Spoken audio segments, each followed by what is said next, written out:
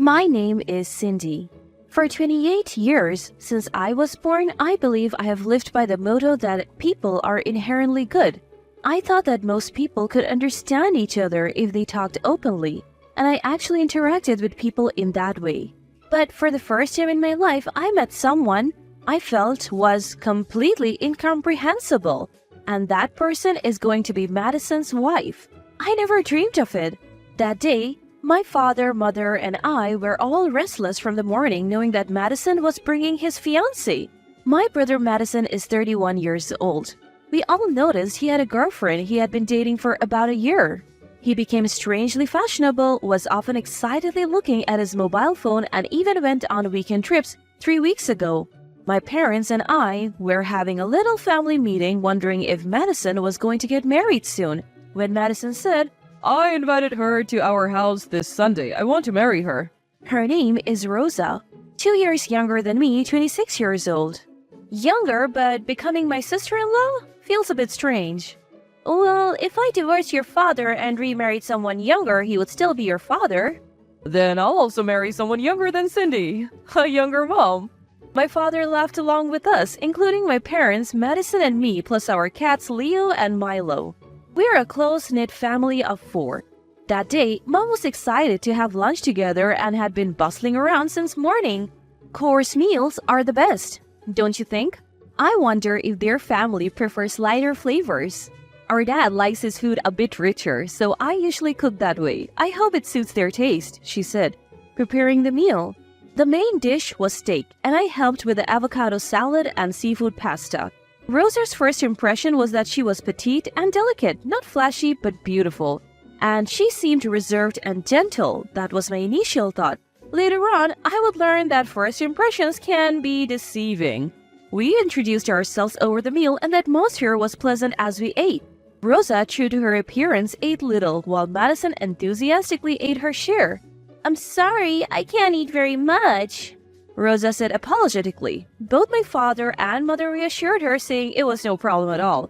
As for Madison, he annoyingly compared me to Rosa, saying it's much better than being a big eater like Cindy.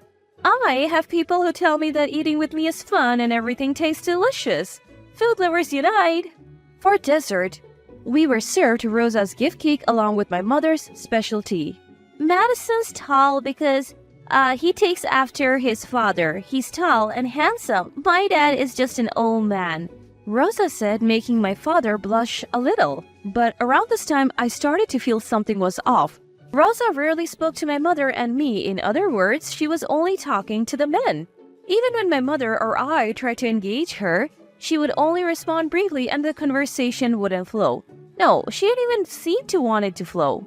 Excuse me, may I use the restroom? Rosa asked, standing up. Of course. Cindy, show her the way. Our house isn't that big, but this was to make sure she didn't peek into the rooms where we usually stash clutter and baggage. Cindy, which university did you graduate from? Rosa asked as soon as we left the living room. I didn't go to college. I am not very good at studying. Would my sister's education matter to her future sister-in-law? Couldn't she just ask Madison later? Oh, is that so? I think Madison said his sister doesn't work either. Hey, Madison, are you describing me as an unemployed shut-in? I'm actually a fairly popular stuffed animal artist. I create stuffed animals that look like deceased pets from photos or imaginary creatures like mythical beasts. I make stuffed animals at home. Rosa, do you have a favorite animal? If you request it, I will make it and gift it to you. I thought I was offering the best service possible. I don't like stuffed animals or dolls or animals in general, so I'll pass. But she smiled and replied. I was left a bit stunned in front of the bathroom and Rosa opened the door and went in. What was that all about? I felt like my entire life had been negated. I returned to the living room and complained to Madison. Does Rosa hate animals? She even hates stuffed animals. I tried to give her one as a gift, but she refused. That's true. I once gave her a stuffed animal, and even though I went to the trouble of giving it to her, she cried and said, I'm sorry, I can't handle it. I ended up having to buy her a necklace. Madison said this with a smug look. What? Hold on a second. Was she aiming for jewelry from the start? Is my heart twisted for thinking that way? Animals, well, it's not that she hates them. It's an allergy. Like to dogs and cats? We have Leo and Milo at home, so living here would be difficult. I was planning to talk about that today. Both my father and mother were surprised at Madison's words, but they should understand it, saying, if that's the case, it can't be helped. Leo and Milo are family, we can't kick them out. But inside, I doubted the allergy. Sure, some people have animal allergies, but didn't she just say that because she didn't want to live with her mother-in-law and sister-in-law? I can only think that she really did reject my gift. Rosa came back from the bathroom and my father asked about how they met. She was a receptionist at a client's office, Madison began, and according to him, Rosa was known among his colleagues as the cute receptionist, the petite one. By the way, Madison works for a fairly large trading company. To put it simply, he's an elite. One time, the non-petite receptionist asked if they wanted to go on a group date with their general affairs department. I'm not really good at group dates, Rosa said, looking a bit troubled. But I'm glad I participated because I got to know Madison better, she said, looking at Madison with innocent eyes. Oh, poor Madison, completely in love, utterly captivated. My father was also completely charmed, saying things like, take care of my son, and, Cindy, why don't you learn from Rosa and act more feminine? It's none of their business. After Rosa left, my mother said while cleaning up, I wonder if she didn't like the food. She didn't say anything and she didn't eat much.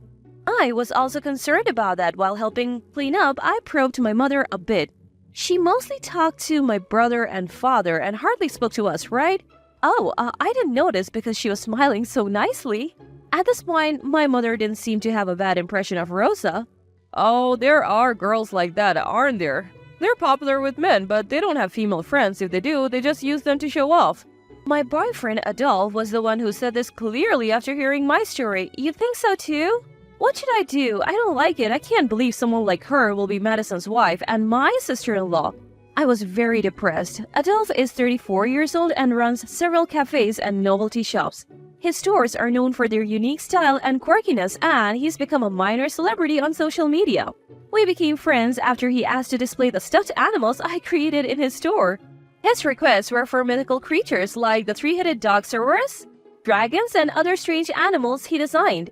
His shop helped me gain popularity and my reputation increased significantly in some circles. I want to meet them too. Bring your brother and his girlfriend here next time. Adolphe suggested. The guy was clearly intrigued. Oh, how about using my shop for the after party? It was spacious enough, and even though it was a cafe, it had a rich menu of alcohol and food. It might be perfect. At least it was a perfect excuse to introduce them. So with a plan packed with a venue inspection for the after-party consultation and introducing my boyfriend, I called Madison and Rosa.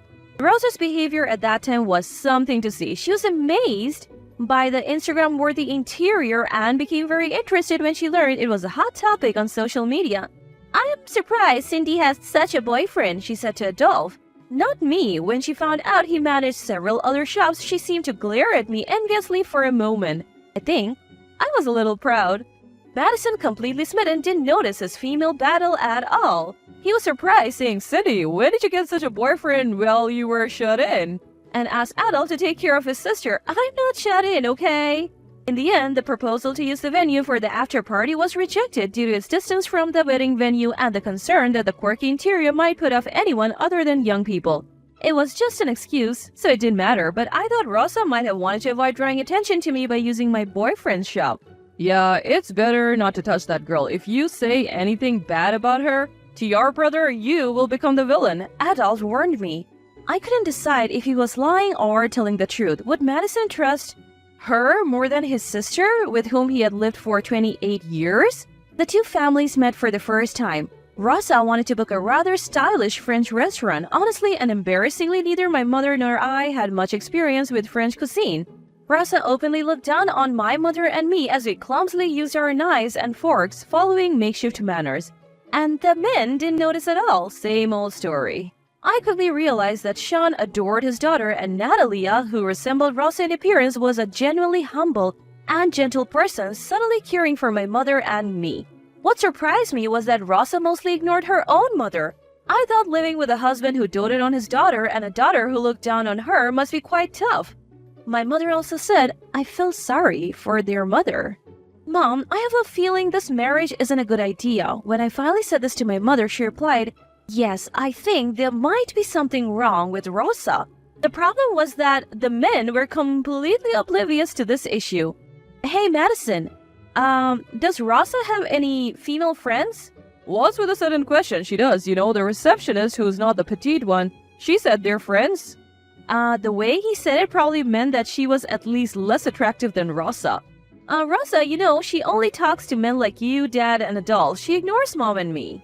What? What are you talking about? That's not like Rosa. Don't start harassing your future sister-in-law now. No matter what I tell Madison, he thinks I'm speaking out of jealousy or spite towards my future sister-in-law. The wedding preparations seemed to be progressing smoothly, and Rosa had already quit her job to focus on getting ready for the marriage. I feel bad for leaving everything to Rosa, Madison said, but I thought it was just that Rosa wanted to take charge of the wedding her way.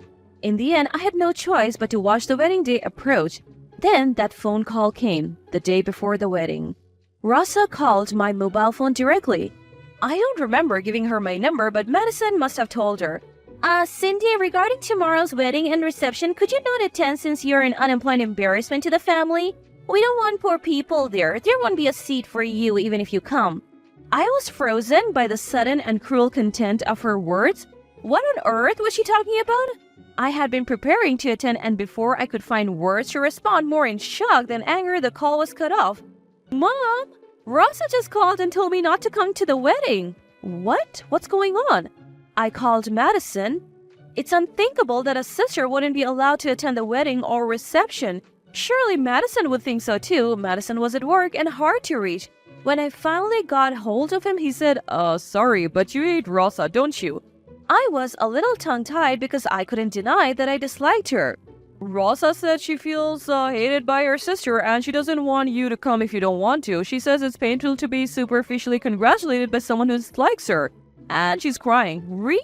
She is crying? You believe that, Madison? I was dumbfounded. Was it useless to say anything to this Madison? My mother and I looked at each other and sighed. At that moment, the doorbell rang, announcing a visitor. To our surprise, it was Natalia, standing at the door. I heard my daughter on the phone. I thought it was outrageous. I'm sorry to bother you so suddenly. We invited Natalia, who was bowing at the entrance, into the house and listened to her. That child, I know it's strange for a mother to say this, but she's a terrifying child. She looks down on me. My husband does whatever she says and he won't listen to anything I say. It's been like this for a long time, a very long time. Natalia spoke with a firm voice.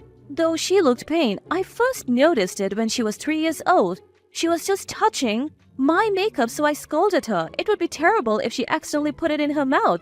But she didn't cry, she just glared at me with defiant eyes. When my husband came home, she ran to the entrance, clung to his leg, and burst into tears. When he asked what happened, I told him I scolded Rosa for messing with the makeup. He picked her up, saying she's only 3, but she's just a girl, and nuzzled her cheek. That's when Rosa looked at me and smiled triumphantly. I was chilled to the bone hearing this story.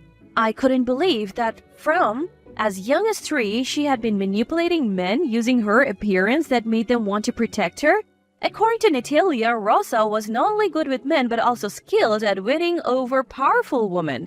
Ever since then, Rosa had played the part of a sweet daughter in front of her father and acted like a spoiled problem child in front of her mother. Even when Natalia complained to her husband about Rosa's behavior, he wouldn't listen, saying terrible things like, "Isn't the problem with you as a mother? Why do you always talk like you're paranoid? Even mothers and daughters can be jealous of each other. I don't think you were that kind of woman. Aren't you ashamed to be jealous of your daughter?" How awful! I was so stunned, I couldn't speak. It must have been hard. I'm sorry. I couldn't have endured it if I were you. My mother said kindly, and Natalia burst into tears. I have decided if Rosa says my daughter can't attend, then I won't either. I can't support this marriage. What? Mom? If the groom's mother suddenly cancels on the day, wouldn't that be a big problem? As I was surprised, I agree. I won't attend either. I don't want to involve other families and create more unhappy people. I have made up my mind too. Natalia also declared, crying. I thought this was a big deal, but also a chance to stop Madison's marriage. That woman had gone too far. The real mother's accusation had an impact like no other. Rosa is the type of person you must never get close to. Having her as a family member would be nothing short of a nightmare. I wanted to stop it for Madison's sake. We booked a hotel near the wedding venue and started a strategy meeting with the three of us. We left a note for Dad saying, "We have various preparations the day before, so we'll stay at the hotel and go directly to the venue. Everything is ready for Dad tomorrow, and men don't doubt when women say they have various preparations, especially Dad," my mother said. After discussion, we decided to inform only Madison in advance. The call from Rosa to me. Natalia's testimony to back it up, the fact that the three of us opposed this marriage. "So, we won't be attending the wedding tomorrow. Don't call the police. It's not like we were involved in an accident or crime. Think about it yourself," my mother said and quickly hung up without listening to Madison's side. Then, all three of us blocked incoming calls from Madison and our fathers. The three of us were about to do something drastic, but we were somehow excited about it, especially Natalia. She looked truly happy. On the day of the wedding reception, our father spotted us at the venue and rushed over. What were you doing? What were you thinking? It was a big deal. Of course it was. It would be a major problem if both mother and the bride's sister didn't show up at the wedding. Apparently, Madison had made an awkward excuse that the car carrying the three of us had broken down on the way to the venue. The wedding reception seats were almost filled and the bride and groom were about to appear in about 10 minutes. "Dad, did you notice I don't have a seat, do I? My name was not in the family seats. Yesterday, Rosa called me and told me that an unemployed poor person like me would be a family disgrace, so I shouldn't come. But it seems like she never intended to prepare a seat for me in the first place." As my father stood there in shock, Sean raised his voice. "That's ridiculous. She would never say such a thing." "No, it's true. I heard her make that call," Natalia testified. A venue staff member came over and asked if there was any trouble. "I'm the groom's sister, and it seems I don't have a seat." While saying that's ridiculous, I asked the staff member, "Could you please just prepare a chair for now? The food is fine." They squeezed in a chair for me in the family seats. The bride and groom entered. Rosa was probably the most surprised to see the two mothers and me who hadn't appeared at the wedding in the family seats. She looked like she wanted to say something, but of course, she couldn't. Once the bride and groom were seated, the three of us stood up and borrowed a microphone from the host. "Thank you all for coming to the wedding reception of both families. I am the groom's mother." "I am the bride's mother. I apologize for addressing you in this manner." Lastly, I spoke. "I am the groom's sister. We oppose this marriage." Venue, silent for a moment, erupted into a commotion. I was told by the bride Rosa herself over the phone yesterday, "Don't come. You unemployed poor person, you're a family disgrace." I am not unemployed and I am not poor, but my brother, the groom, sides with Rosa and doesn't believe me. Natalia continued after my accusations. "It's embarrassing to say, but my daughter Rosa has been very good at ingratiating herself with men since she was young and always looked down on and ridiculed women. Her father is completely under her control. No matter how much I complained, I was the one blamed." Finally, my mother said, "I don't want such a woman to be my son's wife." "How cruel, Mom! How could you say that? Cindy and my mother-in-law, just because you hate me, to do something so terrible." Ross, seated at the bride and groom's table, began to cry. The men were easily deceived by these tears. The atmosphere in the venue, which had been in an uproar, seemed to be turning against us. At that moment, some people broke through that atmosphere. Three women sitting in Rosa's friend seats stood up and began to testify about Rosa's actions and words so far. One of them took the microphone and said, "We understand very well what has just been said." She continued, explaining that Rosa's attitude is completely different in front of men and women. She quickly senses the power dynamics of a situation and ingratiates herself accordingly. Men are deceived by her appearance and gestures, feeling the need to protect her, while women who criticize her become the villains. If she finds a weakness in someone, she skillfully exploits it to make them do her bidding. They must have been holding back a lot against Rosa's past actions, and the accusations continued one after another. Finally, one of them said, "I'm truly glad to have this opportunity to speak up. Even today, none of her friends wanted to come. Men really don't understand anything. People are not just what appears on the surface." Rosa and Sean were stunned. The venue erupted into a commotion. In the midst of this, Madison spoke with a grave expression. Thank you all for taking the trouble to come here for us today. I'm sorry to have to report this unfortunate news, but we have decided to call off this marriage. In retrospect, my sister had realized the truth. It was my fault for being too excited and not listening to her properly. A woman who wouldn't even prepare a seat for my sister was clearly unacceptable as a wife. Naturally, the aftermath was a mess. Cards were returned to everyone and we discussed the cancellation fee for the wedding reception with the venue. All the while, Rosa was weakly crying, saying, "Everyone is trying to put me down. This is such terrible treatment." Only Sean must have truly believed in his daughter's tears. Since then, Madison has been quite distrustful of women. It's understandable.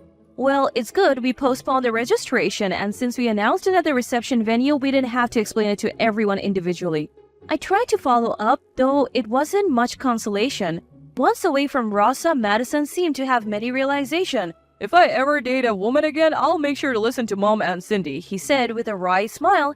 In the end, the cancellation fee was split in half. Rosa and Sean were not satisfied, but Natalia forcefully settled it that way. Afterwards, Natalia handed in divorce papers and left the house. She is now free and has become noticeably brighter. Since uniting with my mother over this issue, they have become good friends and often come to visit. Rosa, having been exposed to that extent, has been abandoned by almost everyone she knew and is reportedly shut in, unable to find work again. The father who doted on his daughter and the daughter who can't do any housework are said to be living together in a chaotic house. Perhaps he only realized the value of a wife and mother after losing them, or maybe the resentment of having the wedding ruined is stronger. Wow, that was tough. By the way, Cindy, have you ever thought about having your own workshop? Adolf brought this up once things had settled down. Your stuffed animals are getting good reviews. I want you to increase production a bit. I'll invest. So why don't you hire some people and start a workshop? I appreciated the offer, but I said I couldn't rely on him that much. He replied, "It's natural to spend money on the woman who is going to be my wife." And just like that, he proposed. If we don't have to have a wedding ceremony or a wedding reception. After what we went through, the wedding reception has become a bit of a trauma for me. Adolf said with a laugh, "Then let's have a party at my place." I feel somewhat sorry for Madison, but I am a lucky person.